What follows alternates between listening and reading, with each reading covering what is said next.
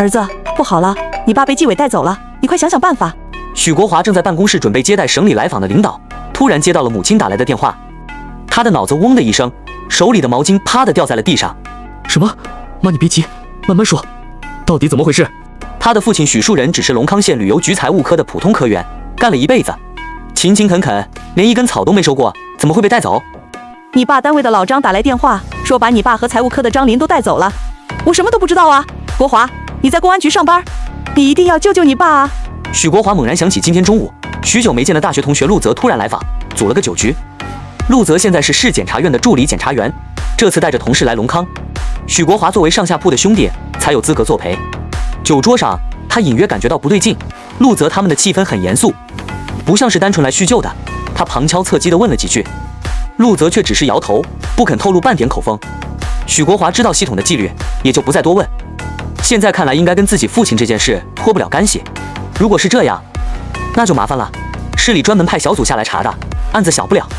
许国华安抚了母亲几句，挂了电话后，立刻开始翻找手机里的通讯录。他要找熟人打听消息。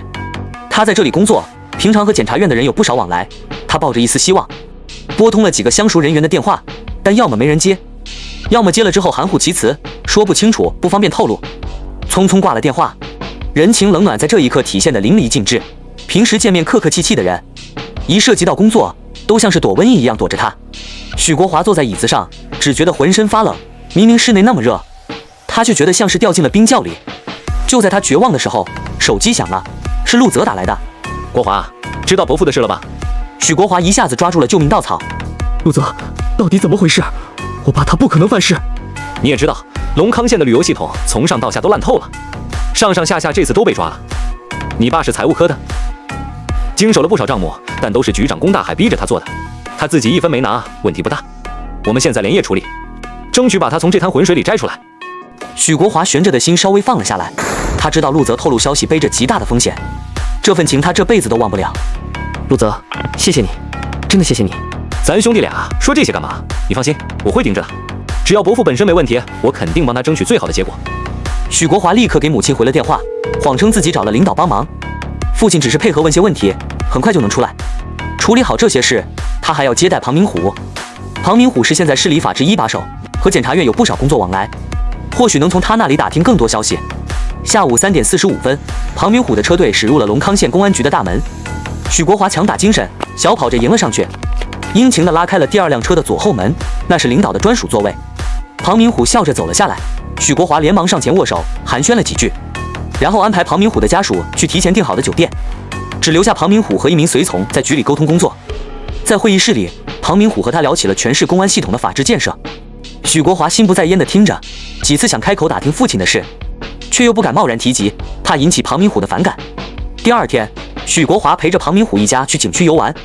中午的时候，他们来到了红石乡派出所的食堂吃饭。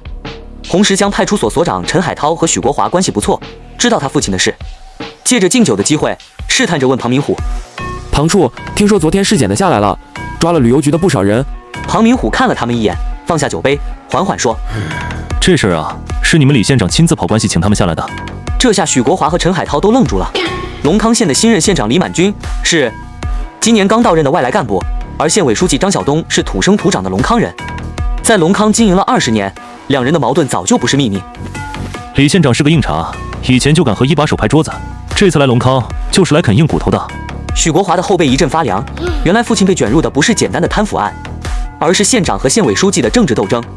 龚大海是张晓东的亲信，李满军借着这次名义，要把张晓东的关系网连根拔起，而像许国华的父亲这样的，就成了这场斗争里的牺牲品。那最后会怎么处理？李满军既然敢这么做，肯定是有备而来，这次估计要从严处理了。许国华的心瞬间沉到了谷底，他原本以为父亲只是被牵连，很快就能出来，但现在看来，事情远比他想象的复杂。当天晚上，陆泽的电话再次打来，声音里满是无奈：“国华，事情麻烦了，上面有人打招呼，要求这次从严处理，我尽力了。”许国华瘫坐在沙发上，只觉得浑身无力。父亲一辈子勤勤恳恳，临退休了，却要因为别人的错误晚节不保。他想起父亲每天早早起床去上班，想起父亲攒了一辈子钱，就等着退休后把公积金拿出来给自己付房子首付。想起母亲在家哭红的眼睛，只觉得胸口像是被巨石压住，喘不过气。那还有别的办法吗？陆泽犹豫了一下，压低了声音，格外冷静。或许你可以联系一下孙思颖。许国华一时间陷入了沉思，一张清秀的脸庞自脑海中不断的闪烁放大。孙思颖和许国华同校同专业，唯一的差别就是小了许国华2届。但是在许国华大学4年1半的生活中，这个清秀的少女一直都如同影子一般陪在他的身边。即使知道许国华在老家有一个女朋友，一旦毕业以后就回去结婚，也依旧如此。虽然孙思颖从未对许国华吐露过什么，但是包括陆泽等人都知道孙思颖的真实想法。许国华不是傻子，孙思颖的付出他又怎么感觉不到？但是当许国华得知孙思颖的父亲是路北省政法委副书记的时候，许国华便将心中升腾起的火苗早早的掐灭。一个是贫困县区的穷学生，一个是省城的千金小姐，世俗早就注定了2个人各自的平行生活是不会发生任何的交集。许国华从不为曾经的选择而后悔，但是对于孙思颖，他总是觉得有诸多亏欠，更别说现在多年不联系，他为了父亲的事要厚着脸皮救助他。许国华咬咬牙拨通了电话，当电话那头响起久违的声音时，一种莫名的情绪在他心头蔓延。是许国华吗？许国华一愣，握着手机的手都是在微微的颤抖。是我，你是怎么知道的？程山来的电话，除了你没有别人了。许国华感觉自己的鼻头微微有些发酸。孙思颖话里的意思很明白，他的号码整个成山市就许国华一个人知道。你还好吗？挺好的。找我有事吗？许国华一张脸庞憋得通红，原本想好的话竟不知道该怎么说出口。电话那端的孙思颖轻笑一声，语气说不出的轻快。国华哥，这些年你一点都没有变，和我还是那么生分。没关系，不管我能不能帮得上忙，说出来我也能帮你想想办法啊。少女轻快的话语就如同一阵微风，却深深地扎到了许国华内心最柔软的深处。足足5分钟，许国华才把事情的来龙去脉给孙思颖讲清楚，当然也包括庞明虎的那一席话。好的，我会尽力帮你问下情况。许国华道过谢，就听孙思颖问：你们挺好的吧？许国华知道他问的是自己和女友的事。当年自己说过毕业之后就结婚，可5年前自己姨父出事后，女友就抛弃自己，和县里一个书记家的纨绔走到一起。许国华内心一痛，随即苦笑一声，这些事他不能对孙思颖说。都挺好的。听着对方明显失落的声音，许国华在解释，匆匆挂断了电话。他不知道这一番孙思颖能不能帮到自己，但如今的自己没资格给他希望。当天晚上，他梦见了大学时的孙思颖，漂亮温柔。第二天一大早，许国华强打精神赶到单位，刚推开法制科的办公室门，就看到科长张国强站在门口，脸色严肃地看着他。小许，你过来一下。许国华心中一沉，跟着走了进去。张国强坐在办公桌后，深吸了一口烟，缓缓说道：昨天开了会，研究了你的事情，鉴于你父亲的案子还在调查中，为了避免影响单位工作，决定先对你停职处理。什么？我父亲只是配合调查，还没有定论，凭什么停我的职？小许，你先冷静下。你爸的这个事儿，我也是昨晚回来才听说的，现在还没有定论，而且就算有了定论，也和你没有多大的关系。他说的善解人意，可立马话锋一转。不过这个事儿是组织定下来的，服从是你的天职。许国华呆呆地坐在椅子上发愣。张国强说的没错，组织研究后形成的决议，又岂是自己说推翻就能推翻的？从张国强的办公室里出来后，许国华迎面撞见了一个年轻人，正是跟自己同一届进来的刘浩。听说你爸出事了，你也别担心，现在没有那些手段了，至少还是让人睡觉的。许国华感觉自己的头皮一麻，所有的头发都似要站立起来一般，一双眼睛马上就因愤怒而通红。你有胆子再说一句！眼看许国华的拳头就要落在刘浩脸上，身后忽然传来张国强的声音：小刘，提妇科的述职报告写好了吗？这个消息落在许国华耳朵里，无异于一颗炸雷。原本自己的成绩是同一届里最好的，而现在这个机会却落在了刘浩的头上。小许，好好干，未来还指望你接我的班呢。每次张国强将棘手的问题扔给许国华的时候，总会拍着他的肩膀如此勉励一番。可是今天转手间就将晋升的机会给了刘浩。许国华失魂落魄地走在街上，他不知道该怎么面对母亲。父亲的事情还没有解决，自己又遭遇停职，此时回家，他掩饰不住的失意必然能被母亲看出来。他借酒消愁，直到第二天清晨才推开家门。可他刚一回家，就看到母亲皱着眉坐在沙发上，见他回来了，一脸焦急地走过来。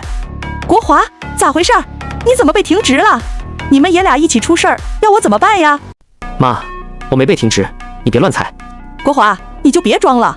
你们部门的小刘今天都给家里打来电话了，人家让我转告你，停职期间不能出门去外地。原来如此，许国华的一双铁拳紧紧地握了起来。这个刘浩还真是欺人太甚，竟然把消息捅到了自己家里。但眼下他只能尽力安抚母亲的情绪。妈，工作上出了一些小事，只是暂时停职，又不是开除。许母刘红梅哪能听进去许国华的解释，坐在沙发上就开始抹眼泪。就在此时，一阵急促悦耳的门铃声轻快地响了起来。许国华和刘红梅一怔，这个时候家里的亲戚和单位的同事都是巴不得躲自家远远的，哪还有人主动找上门啊？我去开门。他擦了把眼泪，刚打开门就发出一声大叫。许国华连忙快步向门口走去。当看清来人后，许国华也是傻眼了。站在门口的正是被带走数天之久的许树人，而在许树人身后还有一个身穿笔直黑色西装的俊朗青年，正一脸笑容地盯着许国华嬉笑。这人不正是许国华的大学死党，路北市检察院的助理检察员陆泽吗？你可算回来了。许母的眼泪一下子就下来了，许国华的双眼也是一瞬间湿润了。既然是陆泽亲自把人送回来的，想必事情都已经查清了。爸，没事了吧？许树人穿着一身新衣，但是气色却不怎么好，想来这段时间也吃了不少苦头。但是见到老婆儿子，许树人的眼角也是含满了泪水。没事了，都过去了。许国华立马对陆泽道谢。兄弟，这次多亏你了，大恩大德，我记着了。陆泽摆摆手，冲他眨眨眼。我可不敢冒领功劳，伯父能出来是上面发话的。什么？许国华心中一动，难道是那个电话奏效了吗？别猜了，帮伯父说话的是樊书记。许国华浑身一颤，作为政法口的工作人员，如果连成山市的政法口一哥樊胜利都没有听说过，那他许国华干脆买块豆腐直接撞死算了。樊书记以前在省城市局和孙副书记一起搭过班子，细算下来还是孙书记一手提起来的呢。陆泽这么一说，许国华明白过来了，自己刚刚的猜测没有错，真的是自己打给孙思颖的电话奏效了。厉害啊，国华，能让孙书记亲自给咱成山政法口一格打电话的人，整个成山市一只手就数得过来。这个事情真应该好好谢谢他。许国华感慨地说道，心中对孙思颖的歉意反而更深了。可不，要不是人家小孙学妹，这个事情还真不好办。对了，你有没有借着这个机会和孙学妹一诉哀愁，然后把人家……想啥呢？许国华笑骂一声，陆泽什么意思？许国华哪能不了解？无非就是借着这个机会把自己的真实情况告诉孙思颖，自己其实没有结婚。国华哥，说真的，孙思颖对你的付出，咱哥几个都是看在眼里的。你为娶她未嫁，郎有情妾有意的，你也总不能因为人家的父亲是孙书记，就刻意的远离他吧？许国华打断了滔滔不绝的陆泽。好了，陆泽，这次是我欠他的，让我怎么补偿他都可以，但是感情方面，我和他不可能。怎么就不可能？许国华的语气忽然变得极其深沉。你有个中院任职的舅舅，父母也都在体制内，虽然和孙思颖没得比，但是起码是能看到距离的。我呢，我和孙思颖之间那是一道鸿沟，我要是和他在一起，反而是束缚了他。这个事情到此为止，不要再说了。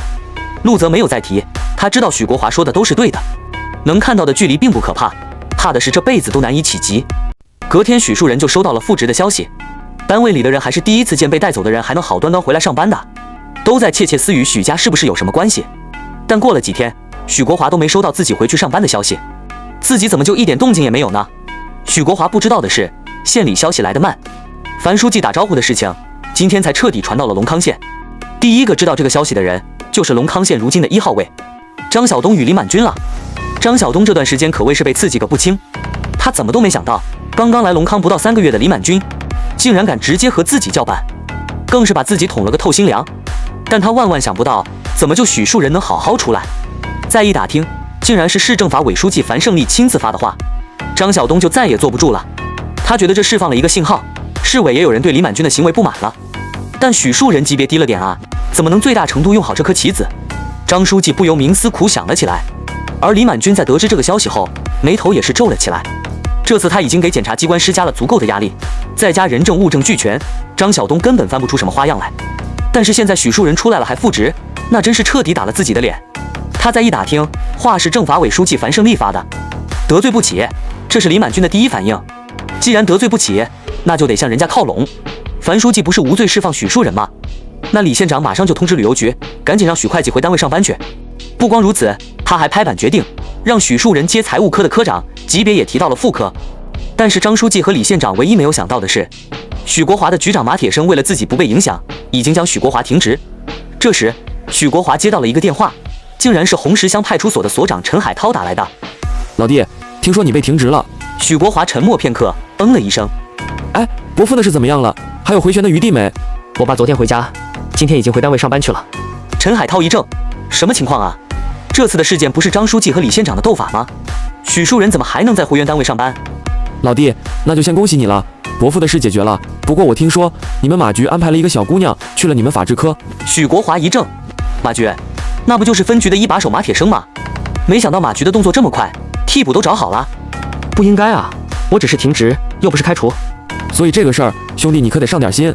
这下子许国华急了，原本以为只要单位知道许树人没事，自己复职也就是分分钟的事，没想到马铁生不光不给自己复职，还找了另外一个人顶了自己的位置。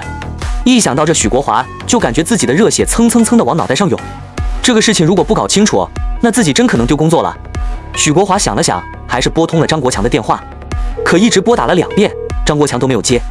许国华不知道的是，现在龙康公安分局再一次召开了局党组会议，张国强也被拉去开会了。局长马铁生在会议上发表了重要讲话。咱们法制科有一名科员，兢兢业业的工作了3年多，前些日子因为家里出了一些问题，就被莫名其妙的停职了。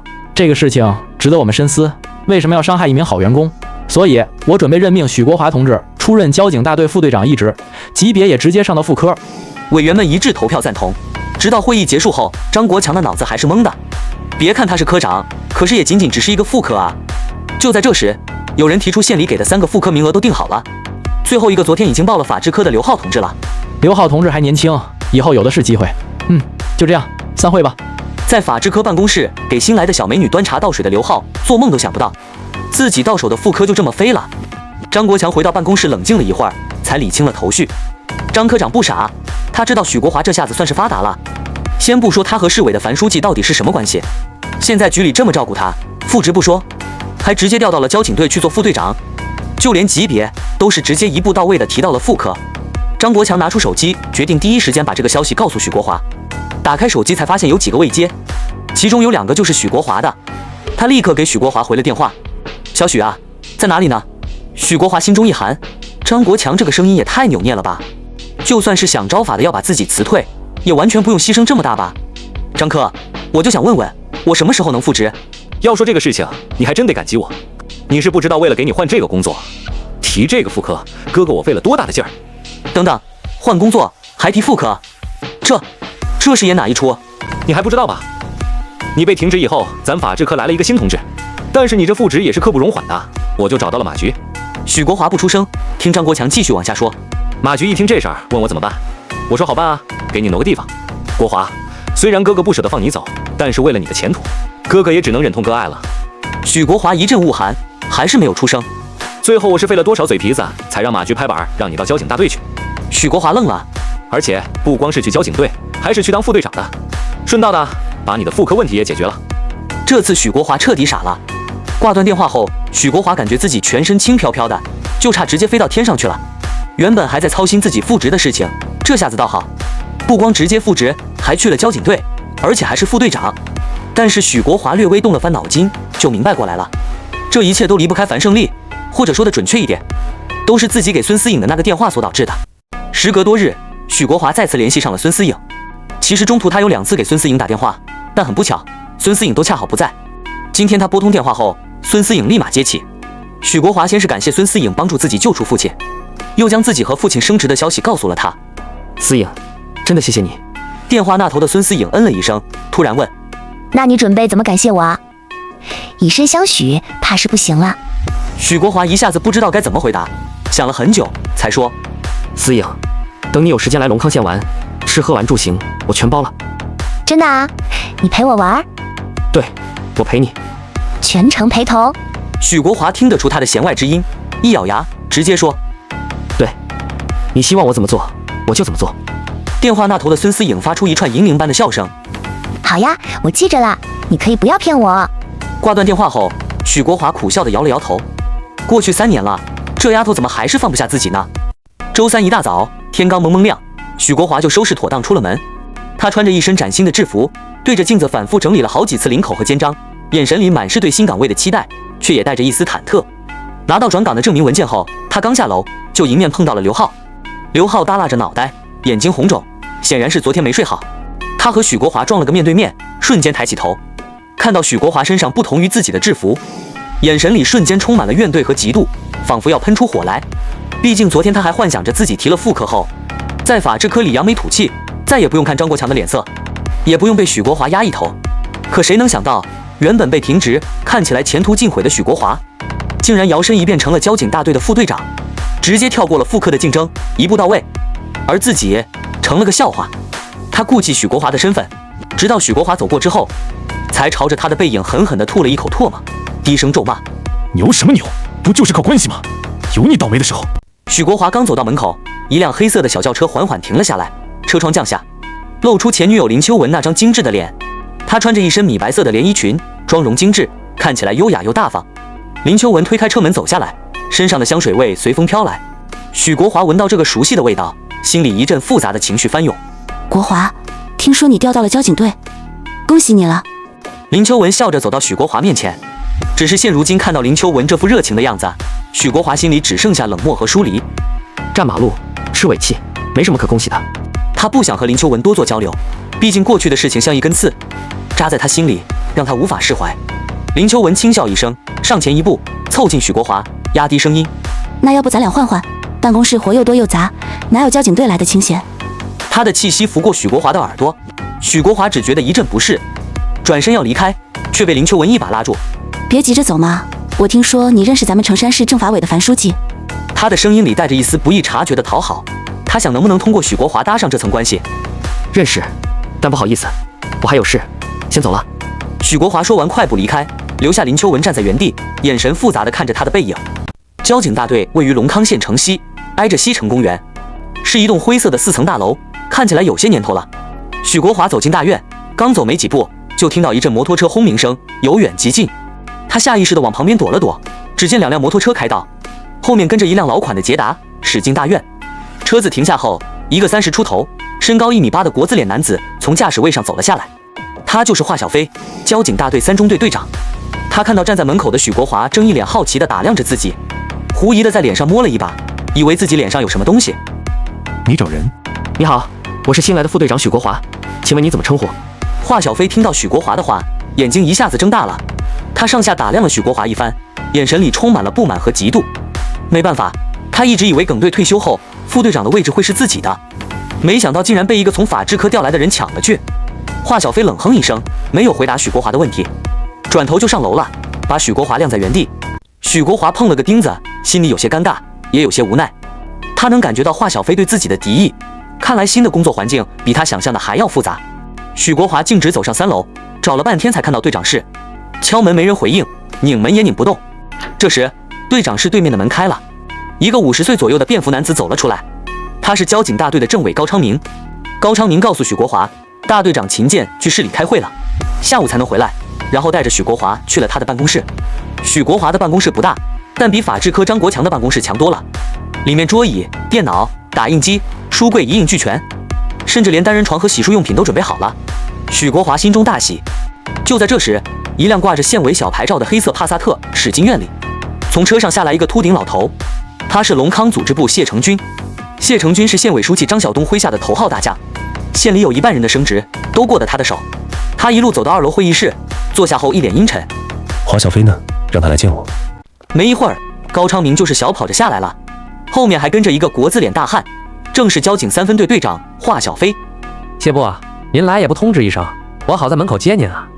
不知道您今天来有什么指示呀？谢部没说话，站在他身后的秘书直接开口了：“高政委，谢部的孙子今天被你们交警队的同志莫名其妙的扣了，扣人的是华队长。”怎么能说莫名其妙呢？他那辆奔驰车没有手续，牌子是套的，驾照也没有。秘书从身上摸出一个黑皮夹，径直扔到了华小飞跟前。这是驾照，麻烦你好好看清楚。一时间气氛有些僵硬。高昌明心中比什么都清楚，就算驾照是真的，但是车必然也是没手续的，否则这男子现在就一并把证据拿出来了。但是就算没手续，人家也是谢部的亲孙子，这个车是万万扣不得啊。谢部，我还以为是什么大事呢，您打个电话，这事儿不就解决了吗？哪用您亲自跑一趟？电话打给了秦健，他没接。听说主管华小飞的队长退休了，就因为退休了一个队长，你们交警大队就没有了管理吗？就能胡乱抓人了吗？我倒要问问，是谁给你们的权利？高昌明知道谢成军是要找人撒气，现在秦剑不在，自己又不主管华小飞，这口气谢成军实在是找不到人发。忽然，高昌明的脸色一喜，新队长不是也来了吗？谢部，昨天不是刚刚任命了一个副队长吗？今天许队刚刚上任，就在3楼，要不我把他叫下来？谢成军的脸色微微一变，他记得这个许国华，自己昨天就因为他的事一晚上没睡着。本来定好的刘浩突然给换了，自己没办法给刘浩家交代就算了，上来的这个人还是自己死对头的外甥，但他没办法，这是县委书记张晓东的指示，而且最近县里传得沸沸扬扬，说是老许家搭上了市政法委樊书记的线。想到这，谢部便打算给许国华点颜色瞧瞧，年轻人还是低调着点好。坐在3楼办公室里喝茶的许国华根本就不会想到，自己刚刚到任没有半个小时就得出来背锅。许国华办公室里，高昌明抓紧时间，3两句话就把目前的形势给许国华讲清楚了。许国华张大了嘴巴，一副不可置信的模样。明明是自己孙子犯错在先，居然还敢上门要人。许国华自诩这3年多见多了世面，现在才知道自己根本就是坐井观天。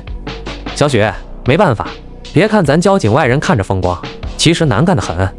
秦队不在，其他的2个副队又不分管3分队，这事情除了你没人抗了。许国华冲高昌明点了点头，露出一个我懂的笑容。高政委，带路吧，我去会会他。2人一起来到了2楼会议室。许国华进屋后，身体站得笔直，一个潇洒的敬礼。谢部，你好。华小飞撇了撇嘴，这小子还想着拍马屁，不知道下来是挨训的吗？谢部，虽然我今天刚刚上任，但是我愿意为我的错误负责。许国华话音刚落，谢成军的眼角闪过一道满意的神色。这小子倒也是个人精啊。小许同志，错误谁都会犯，下不为例就是了。今天这个事情就这样，到此为止就行了。谢成军也不想深究了，领导下来承认错误，自己的面子也有了。领导放心，在以后的工作中，我们一定注意规范，及时取证，绝对不会再犯今天这样的错误。许国华话音刚来，在场的众人都是深深地吸了一口气。这小子说啥呢？谢部目瞪口呆，身后的工作人员也都傻了。高政委有心脏病，吓得差点没摔倒了。许国华虽然是在承认错误，但这话里的意思哪有承认错误的态度？他明明就是在说，今天由于我们的问题没有及时取证，才让您老人家钻了空子大闹我们交警大队。谢成军气得直哆嗦，但是偏偏不知道该如何反驳。呵呵，小许果然是人中之龙啊，这个话说得好。我期待着你们交警部门的严厉执法。谢部，欢迎您再来指导工作。谢成军刚走，高昌明就暴跳如雷。小许，你闯大祸了！你知道谢成军是什么人吗？你今天这一句话，说不定就把自己的前途全毁了。高政委，我知道您担心我，但谢部的孙子确实有错在先，我们没有错，就算他身份特殊，也不能凌驾于法律之上。许国华表面平静，心里却也泛起了嘀咕。他知道自己今天太冲动，但事已至此，再后悔也没用。高昌明看着他，无奈地叹了口气，也不再多骂，转身离开了办公室。许国华独自坐在办公室，拿起桌上的人员构成文件，仔细翻看起来。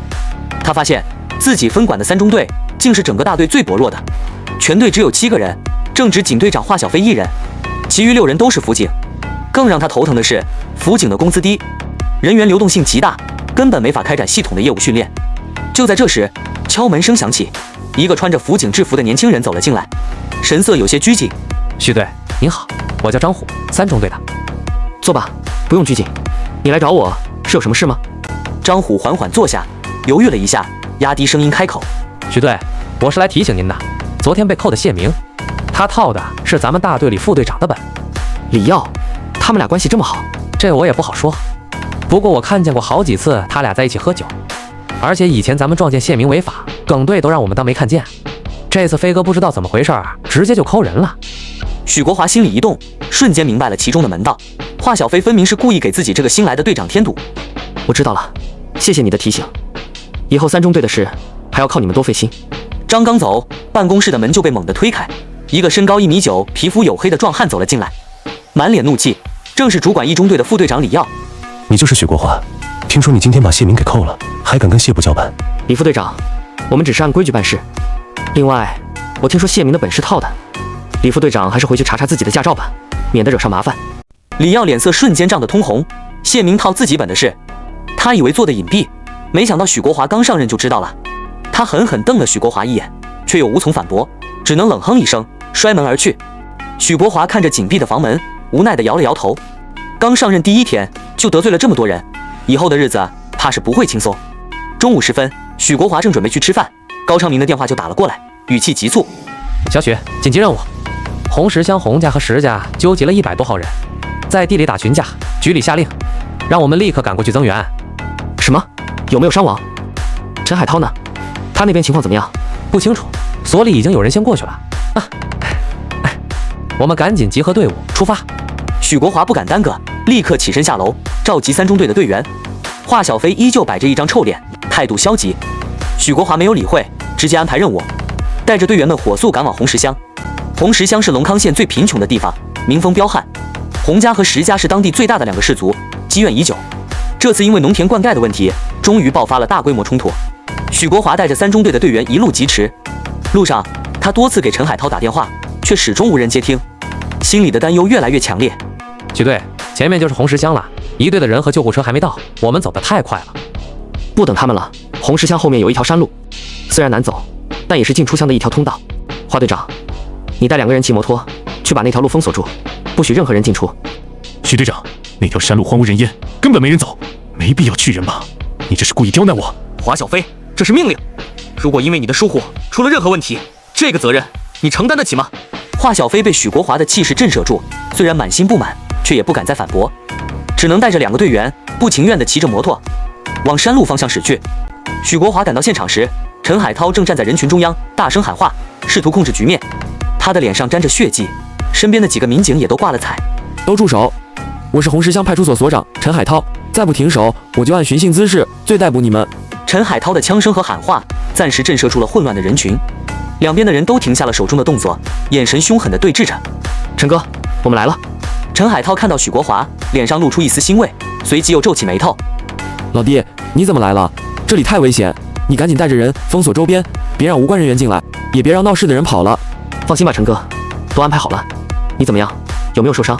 小伤，不碍事。这些人昏头了，再晚来一步，恐怕就要出人命了。就在这时，大批警车和救护车赶到现场，李耀带领着1中队的交警封锁了现场周边，防暴大队的队员们手持防暴盾，一步步推进，将闹事的人群分隔开来。医疗小组则迅速冲进人群，救治受伤的村民。混乱中，一辆挂着2号牌照的黑色帕萨特驶了过来，车门打开，县长李满军走了下来，脸色阴沉的可怕。胡乡长呢？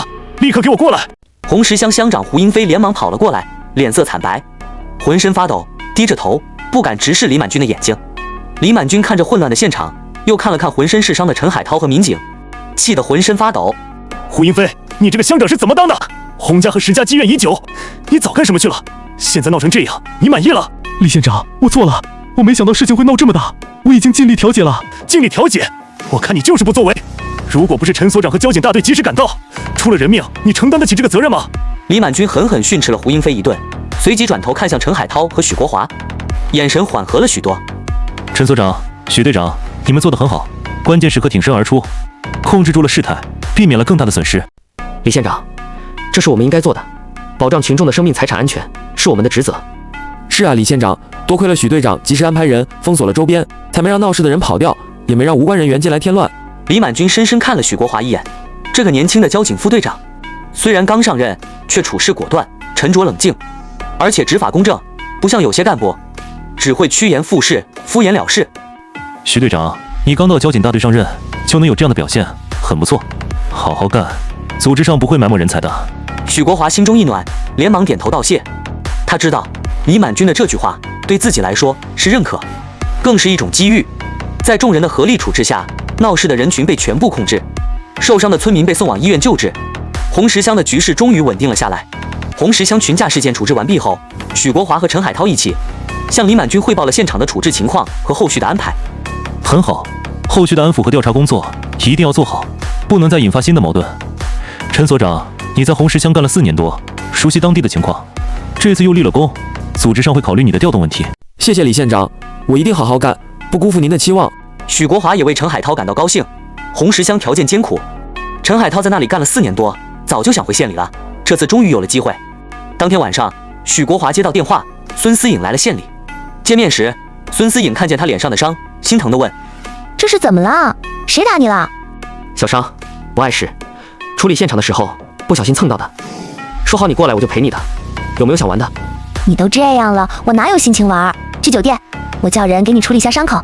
孙思颖眼里的心疼都要溢出来了，一只手抬起来又不敢真的摸到他脸上，百转千回只能提议带他回酒店。就在这时，陈海涛的电话打了过来。老弟，告诉你一个好消息，李县长刚刚发话了，让我回县局做副局长，兼城关镇派出所所长。许国华听到这个消息，由衷的为陈海涛感到高兴。陈哥，恭喜你！城关镇派出所是全县最大的派出所，你这下算是熬出头了。哈哈，这都多亏了李县长的赏识，也多亏了你老弟。如果不是你及时赶到支援，我也控制不住局面，更不会有这个机会。两人聊了几句，挂断电话后，许国华发现孙思颖正一脸好奇地看着自己。你朋友升职了，看你高兴的。是啊，他在基层干了很多年，终于有机会回县里了，不容易。你也会的，你当年是县里的高考状元，是我们大学的大才子。我相信你的努力也不会被埋没，终有一天会被人看见。孙思颖的一番话让许国华心潮澎湃，他跟着孙思颖回到酒店房间，看着她温柔地给自己上药，一时间情难自已，握住了她的手。怎么啦？我弄痛你了吗？许国华摇摇头，赶紧松开手，乖乖等他上好药。夜色渐深，两个人一起聊着往事。孙思颖渐渐有了困意，靠在许国华的肩头，闭上了眼睛。许国华看着他熟睡的脸庞，心里泛起一丝异样的情愫，随即又摇了摇头，把这丝情愫压了下去。他知道自己和孙思颖之间，两人之间隔着一道难以逾越的鸿沟，如今的他还没能力跨越。许国华轻轻起身，给孙思颖盖好被子，然后坐在椅子上，看着窗外的月光，思绪万千。这一路走来，他经历了太多的坎坷和挫折，他知道现在对自己来说只是一个开始，未来的路还很长，他也相信他会有跨过鸿沟的那一天。